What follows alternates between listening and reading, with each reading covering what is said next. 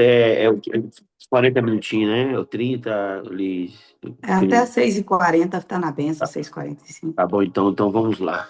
Bom dia, meus irmãos, graça e paz a todos.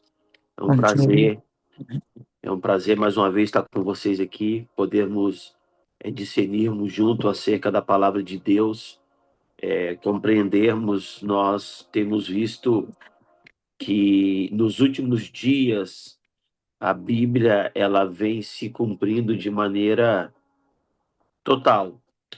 É importante que alguns acontecimentos aconteçam, porque senão a Bíblia seria mentira, né? A Bíblia diz que nos últimos dias, no Evangelho de São Mateus, se eu não me engano, capítulo 25, ouviríamos sobre guerra, rumores de guerra, terremoto. Alguns diriam ser Cristo, mas Jesus disse: Esse não serei eu. Acautelai-vos, porque nos últimos dias se levantará um espírito de engano. Então, conhecendo a verdade, a centralidade que é a Bíblia, nós entendemos que nós, como pais, antes de ensinarmos a verdade para os nossos filhos, nós precisamos viver essa verdade. Antes de ensinarmos os nossos filhos que eles precisam viver na dependência do Senhor, nós precisamos desfrutar dessa dependência. Antes de nós dizermos para nossos filhos que Deus ele tem poder para restaurar uma identidade perdida, que Deus ele tem poder para restaurar as emoções, que Deus tem poder para restaurar os sonhos, nós precisamos viver as verdades dessa realidade que nós ministramos para eles.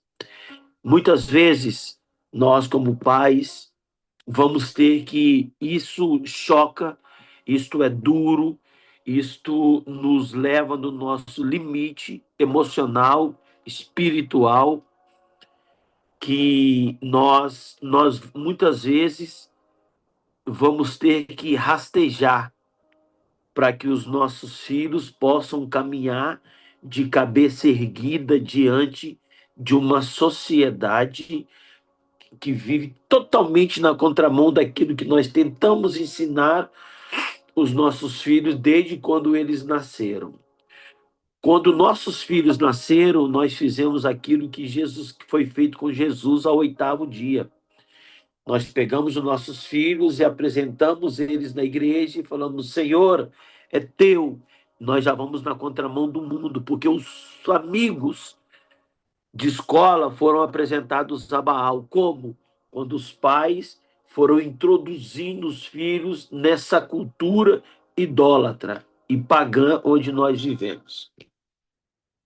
E eu acho que nos últimos dias, falar sobre pais e mães que creem nessa restauração, é preciso entender e ensinar para os nossos filhos que o problema maior que eles vão enfrentar na sua maioridade, na sua maturidade, na sua madura idade, não é o pecado, é a idolatria. O, a idolatria, a idolatria é a causa. O pecado é a maneira que a idolatria se manifesta. E eu queria ler um texto que fala sobre Davi nesses minutos.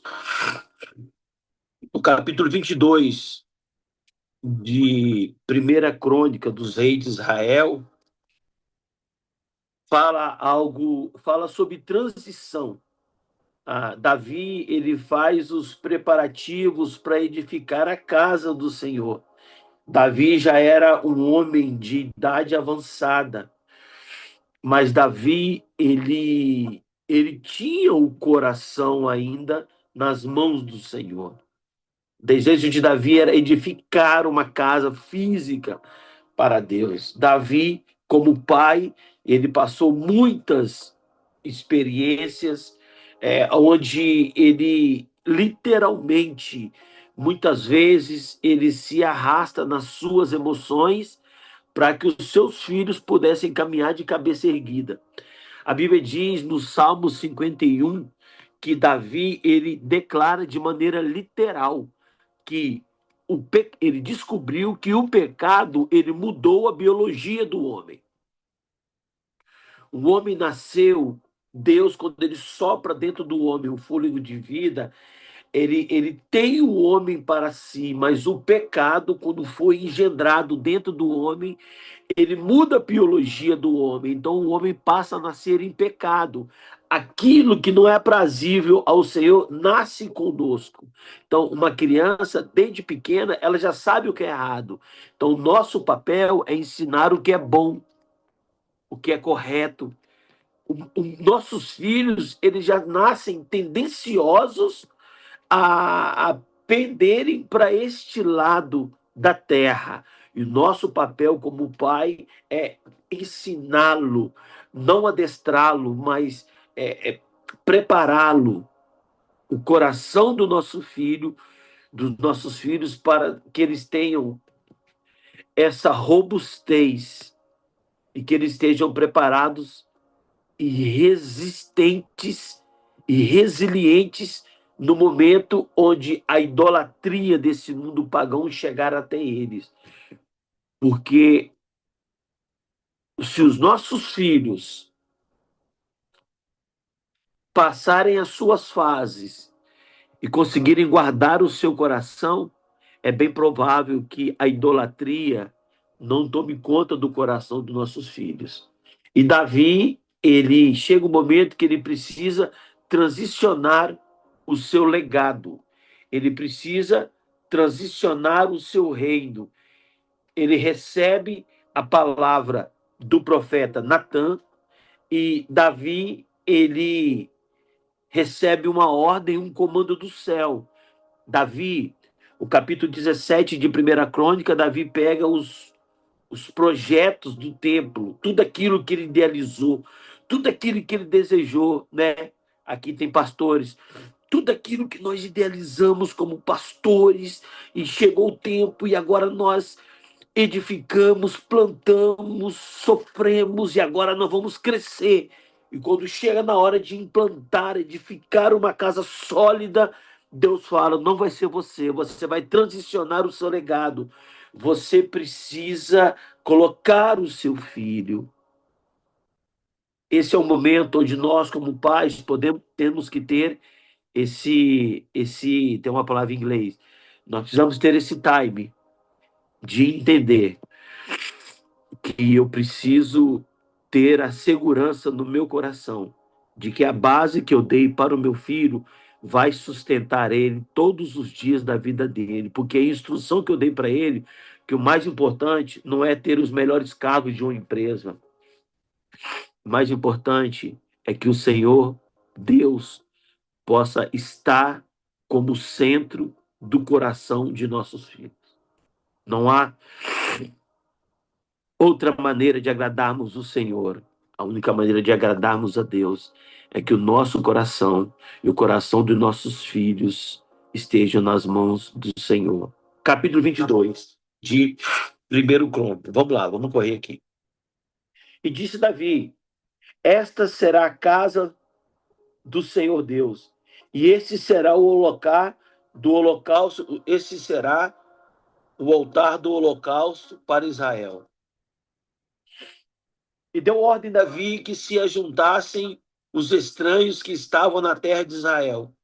E ordenou cortadores de pedras para que lavrassem pedras de cantaria, para edificar a casa de Deus. Aparelhou Davi ferro em abundância para pregos e portas das entradas para as juntas, como também cobre em abundância, que nem foi pesado.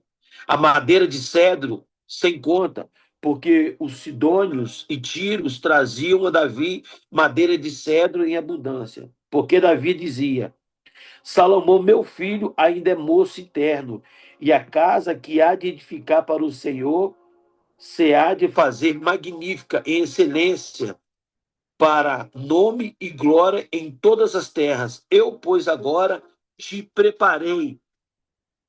Salomão, você vai edificar a casa do Senhor. Eu, porém, agora te preparei materiais. Assim preparou Davi materiais em abundância antes da sua morte. Então chamou a Salomão, seu filho, lhe ordenou que edificasse a casa do Senhor Deus de Israel. E disse Davi a Salomão: Meu filho, quanto a mim, tive em meu coração edificar a casa ao nome do Senhor meu Deus. Porém, a mim, a palavra do Senhor veio dizendo: Tu derramaste sangue em abundância e fizeste grandes guerras.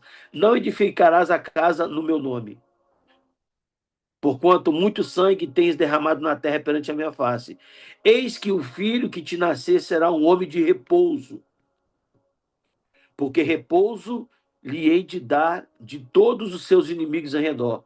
Portanto, Salomão será o seu nome, e paz e descanso darei a Israel nos teus dias. Este edificará a casa no meu nome. Ele me será por filho, e eu a ele por pai, e confirmarei o trono do seu reino sobre Israel para sempre. Agora, pois, meu filho, o Senhor seja contigo, e prospera e edifica a casa do Senhor, o teu Deus, como ele disse a ti. O Senhor te dê tão somente prudência, entendimento, e te instrua acerca de Israel. E isso para guardar a lei do Senhor, o teu Deus. Então prosperarás se tiveres cuidado de fazer os estatutos e os juízos que o Senhor mandou a Moisés acerca de Israel. Esforça-te e tem bom ânimo. Tenha bom ânimo, não temas, nem tenhas pavor. É interessante que esse versículo 13, ele retrata, ele reproduz o mesmo texto de Josué, capítulo 1, quando Moisés morre. Quando o Senhor leva Moisés, o povo de Israel, Josué era um filho na fé de Moisés. E a palavra do Senhor, ele vem até Josué. E Josué capítulo 1 diz assim, Deus dizendo a Josué, Josué, Moisés, meu servo, é morto. Dispõe-te. Algumas versões dizem assim, levanta-te, porque eu farei você conduzir esse povo a herdar a terra que jurei que daria aos seus pais. Então chega um momento na vida de um pai, na vida de um filho, que nós precisamos transicionar algumas coisas. No nosso caso, que vivemos a cultura do reino dos céus, nós precisamos ter a memória que nós temos que transicionar um legado. Esses dias eu estava falando para a igreja e meu filho estava na igreja.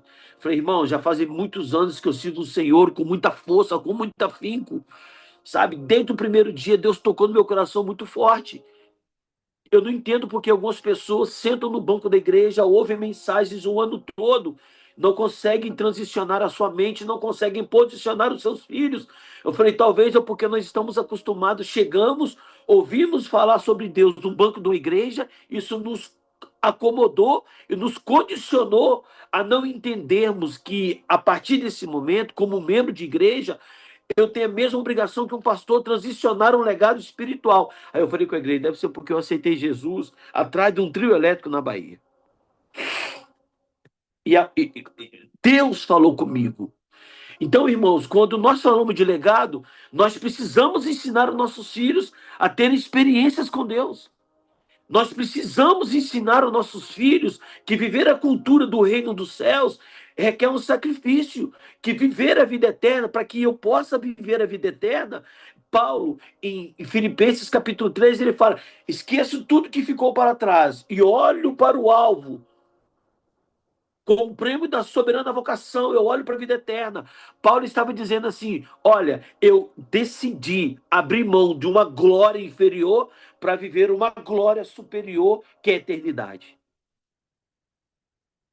Será que nós temos tido coragem de ensinar para os nossos filhos que a riqueza que nós temos não são bem que nós conquistamos, não são bens que nós conquistamos aqui na terra, é o nosso relacionamento com Deus. Davi, ele dá uma instrução para Salomão, fala: meu filho, olha aqui, ó, até agora eu rastejei, eu lutei guerras, eu peleei, eu lutei, eu cometi erros, eu cometi acertos. Olha, meu filho, eu fiz uma oração e eu pedi a Deus que me limpasse com esopo, de maneira que eu ficasse puro, mais alto do que a neve. Eu pedi a Deus que Ele arrancasse tudo que eu tivesse, mas não me tirasse a sua presença, porque sem a presença de Deus eu não seria nada.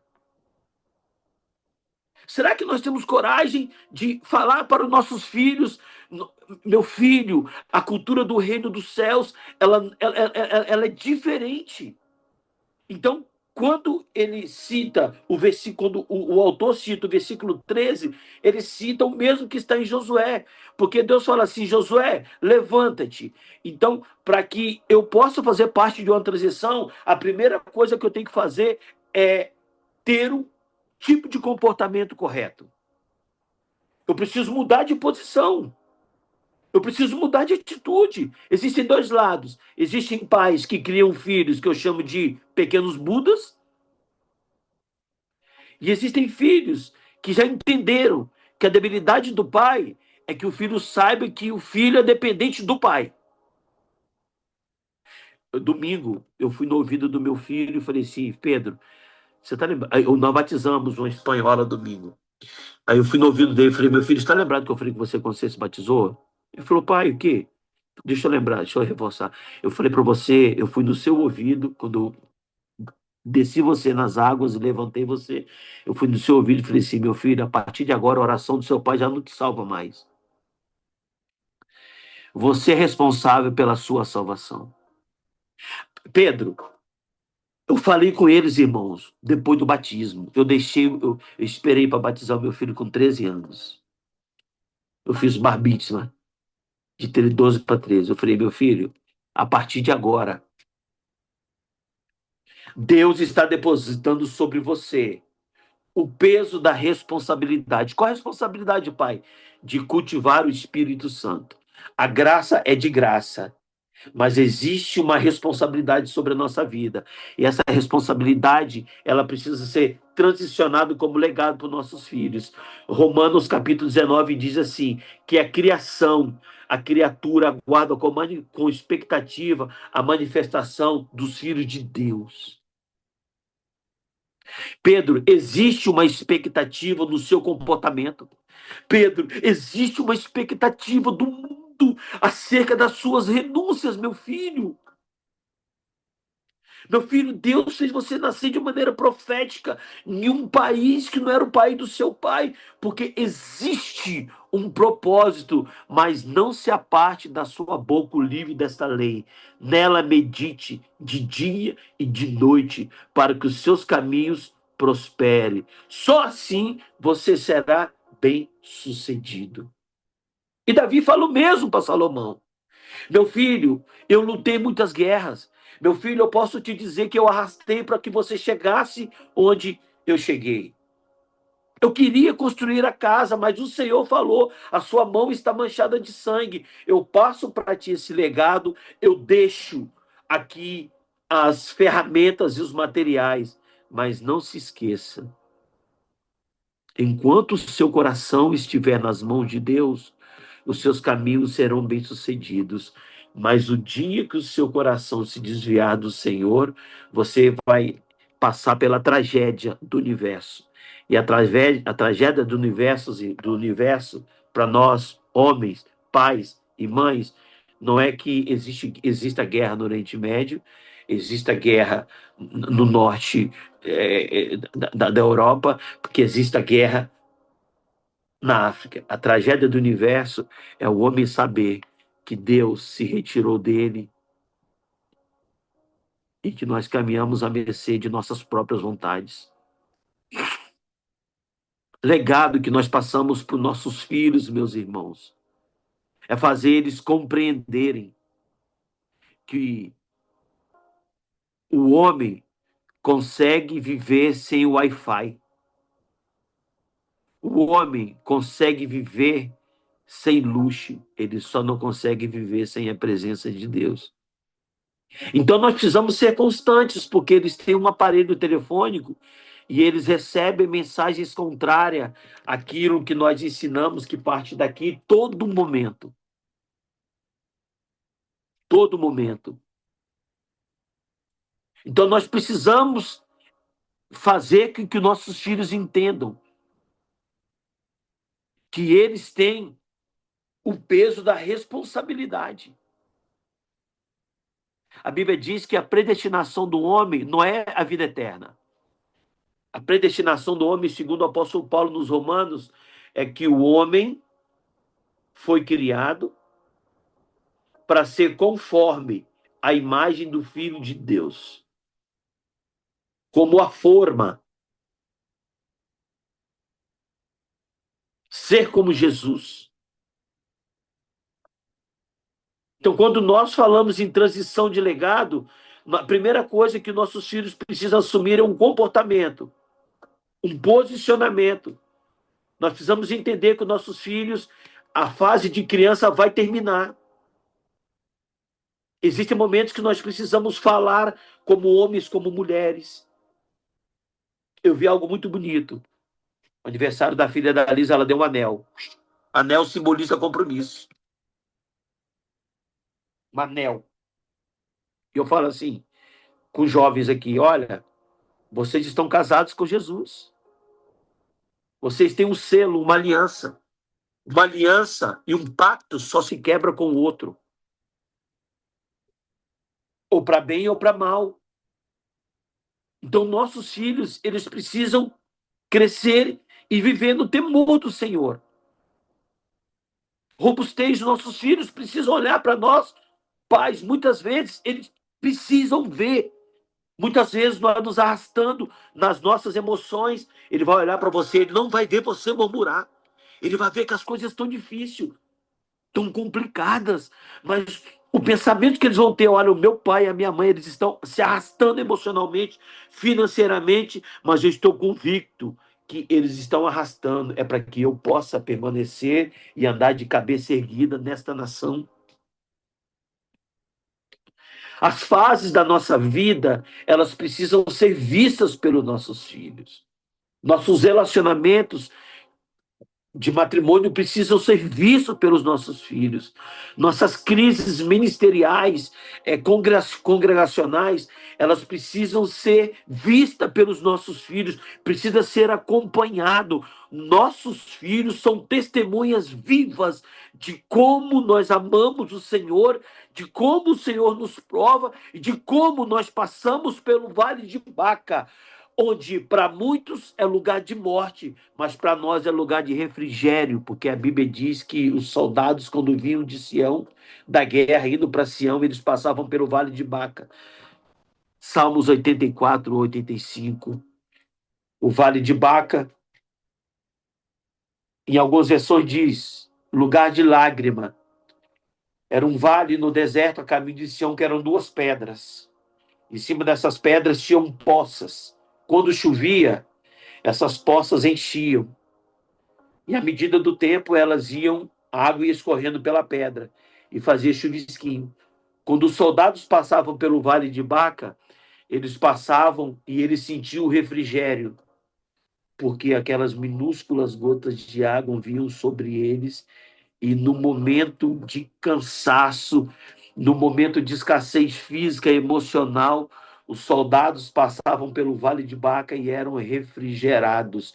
Pelo vale de lágrimas, não porque os soldados choravam, mas porque aquela água reproduzia lágrimas. Nossos filhos precisam acompanhar a nossa trajetória pelo vale de Baca, mas eles vão entender que vale não é lugar de permanência, é lugar de passagem.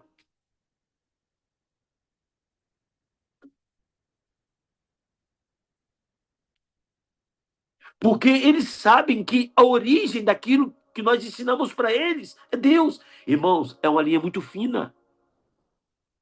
Se nós não tivermos essa estrutura para suportarmos o peso da nossa responsabilidade, nossos filhos serão débeis, em espanhol. Em português é débil, fracos. Nossas meninas, quando com 15, 16 anos de idade, quando tiverem essa paixãozinha de adolescente e o menino já não quer mais, aí você vai entrar dentro do quarto, você vai ver a sua filha tentando cortar os pulsos, sabe? Quando na internet vê um estereotipo e acha que o estereotipo dela é um estereotipo diferente, já não tem estrutura para se relacionar com ninguém. Por que eles são fracos? Porque no nosso momento, onde nós deveríamos mostrar uma resiliência, uma força para eles, nós nos mostramos débeis, sabe? Quando Deus fala através do profeta que Davi não ia construir a casa, Davi poderia ter falado, pô, mas que história é essa? Que história é essa? O meu filho, ele vai ficar com o meu legado, mas eu vou construir. Sabe, irmão, nós vemos uma geração de mães com um sentimento narcisista, não querem ver a felicidade das filhas. Mães que tiveram problema nos relacionamentos dentro da igreja. Mães que não conseguiram avançar nas suas profissões e as filhas começam a voar e mães começam a ter sentimentos narcisistas. Pais que olham para os filhos já na adolescência, na juventude, tendo um comportamento que era o comportamento que ele tinha quando ele era jovem. Pais começam a machucar os filhos, começam a oprimir os filhos, mas não entendem as fases. Escuta aqui, há um texto do capítulo 17, há uma parte que diz sobre a semente. Irmãos, eu entendi isso muito claro. Para que uma semente nasça, germine, cresça e dê muitos frutos, outra precisa morrer.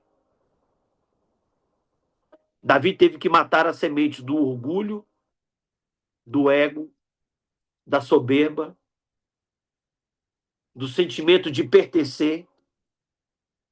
Davi teve que lutar já no final da vida contra a crise da existência. Você imagina, com todos os planos, todos os projetos debaixo do braço, o profeta.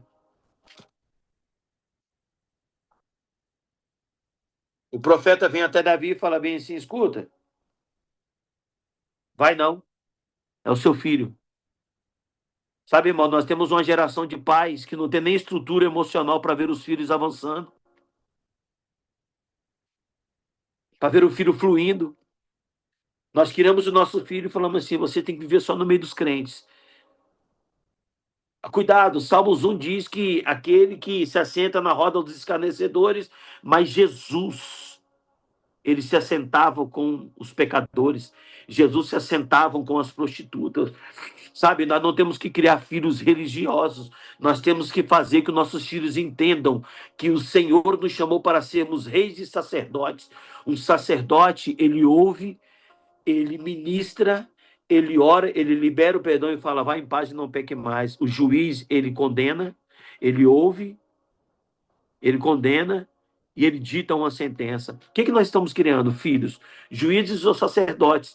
Deixa eu falar uma coisa para vocês. Numa transição de legado, nós somos os responsáveis pelo que está dentro do coração dos nossos filhos. Uma criança até 7 anos de idade, se ela não quer dormir à noite para ir para a escola e está com o telefone na mão, o pai não pode falar bem assim, olha, se você for dormir agora, 10 horas, minha filha Liz, olha, Liz, se você for dormir agora 9 horas, você vai acordar descansada. Você vai acordar bem para a escola. Mas se você for dormir 10 horas, você vai acordar cansado. Você decide. Não, pai irresponsável. Uma criança, ela não tem direito de decidir nada. É o pai que decide por ela. É a mãe que decide por ela. Então, nós só precisamos assumir nosso papel de pais.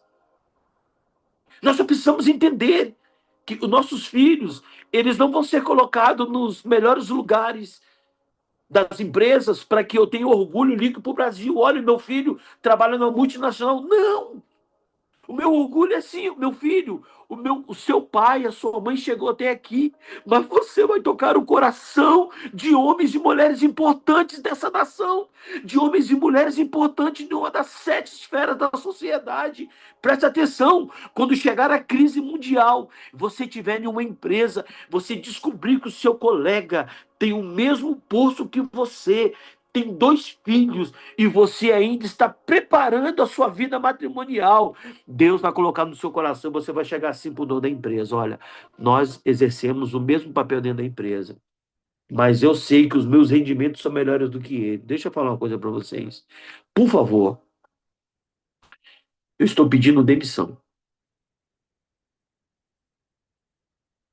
Talvez o seu filho não fale, mas o dono da empresa vai saber que o seu filho pediu demissão porque ele sabia que o colega dele dependia mais do trabalho do que ele. Aí sabe o que Deus vai fazer? Deus vai olhar do céu e vai falar bem assim: olha, foi transicionado um legado de justiça. Porque a Bíblia diz que a oração que Deus ouve é a oração de um justo. Ela pode muito em seus efeitos. Você não acha que Deus vai colocar o seu filho em lugares maiores,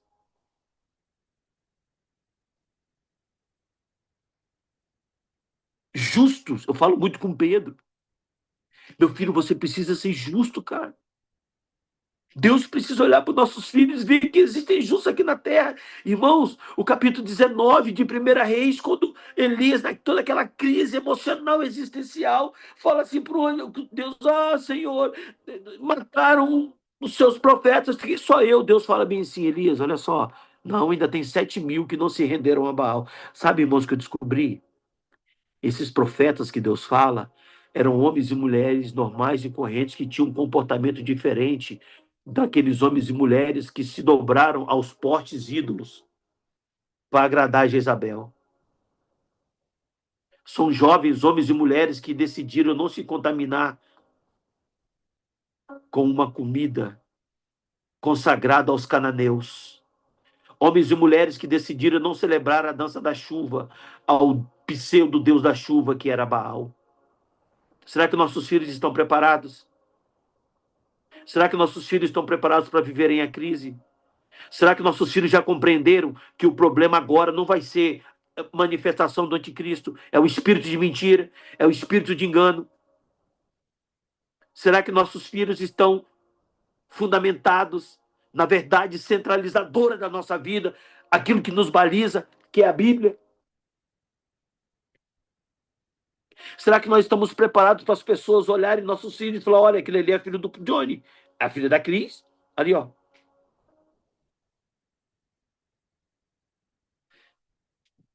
Para que uma semente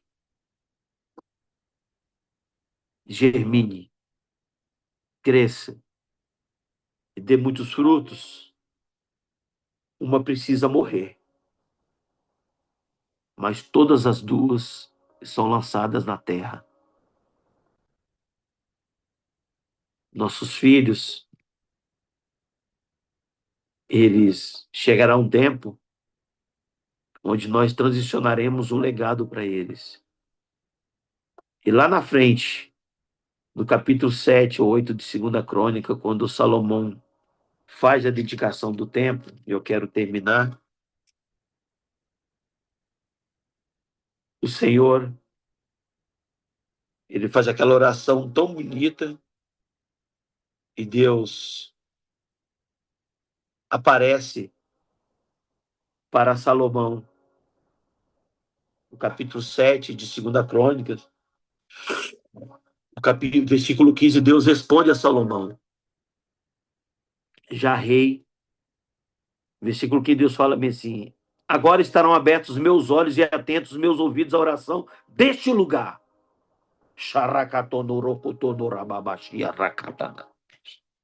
Você não vai criar o seu filho para ele ficar dentro da igreja, não. Você vai criar o seu filho para lançar ele dentro de uma empresa, um lugar de crise.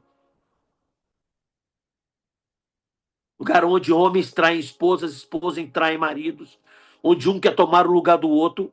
Deus fala bem assim: agora estarão abertos os meus olhos e atentos os meus ouvidos à oração deste lugar. Que lugar? Em qualquer uma das 7 esferas da sociedade, onde Deus lançar o seu filho através da sua palavra, Pai. Da sua oração. Versículo 16. Porque agora escolhi e santifiquei esta casa, para que o meu nome esteja nela perpetuamente, e nela estarão fixos os meus olhos, o meu coração, todos os dias. Aí Deus fala assim com Salomão: quanto a ti, se andares diante de mim, aqui é a responsabilidade agora, viu, irmãos?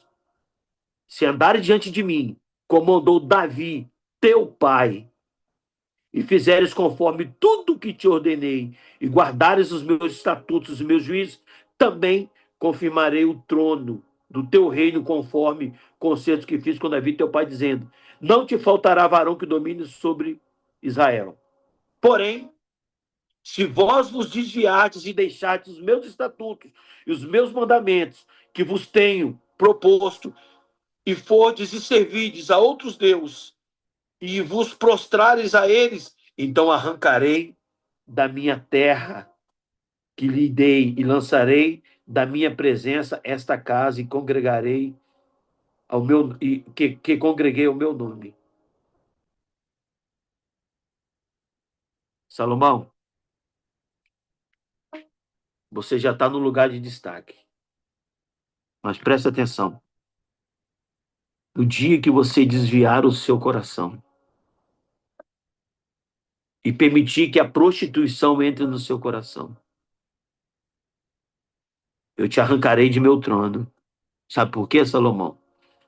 Porque aquilo que eu estou permitindo você conquistar não foi porque você fez uma faculdade na Europa, não foi porque você nasceu no Reino Unido, na Espanha ou em Portugal, ou você nasceu numa família no Brasil que te deu condições de estudar e você é um pensador. Não. O lugar onde você está entrando, que você está conquistando, não é porque você está bonito na foto, é porque a aliança que seu pai teve comigo te sustentará. Qual lugar que Deus queria que Salomão mandasse? O lugar da dependência, o lugar do reconhecimento, o lugar de saber que o pecado mudou a biologia do homem, por isso que nós procuramos a Deus todos os dias e falamos: Senhor, tem misericórdia da minha vida e continue sendo o centro da minha vida. Olha, Salomão, você está acessando esse lugar, não é porque você é melhor do que ninguém, não. É porque o relacionamento que seu pai teve comigo sustentou você e te deu base. Mas daqui para frente depende de ti. Muitas vezes, irmão, nós precisamos deixar nossos filhos avançarem. Deixa eles escolher os caminhos deles quando chegarem na idade certa. E viva com a sua esposa. Vai cuidar dos seus filhos menores. Desfrute. Porque a base que você deu para o seu filho, ele pode estar no vale da sombra da morte. Eu tenho certeza que vai sustentá-lo e vai trazê-lo de volta. A Bíblia diz que quando Davi foi perseguido pelo seu filho, Absalão, e tem uma parte que Davi, ele pega o seu povo e sai do arraial. Aí um dos soldados fala: meu senhor, mas nós vamos deixar aqui a presença de Deus. Davi fala assim: fica tranquilo. Quando Deus sentir saudade,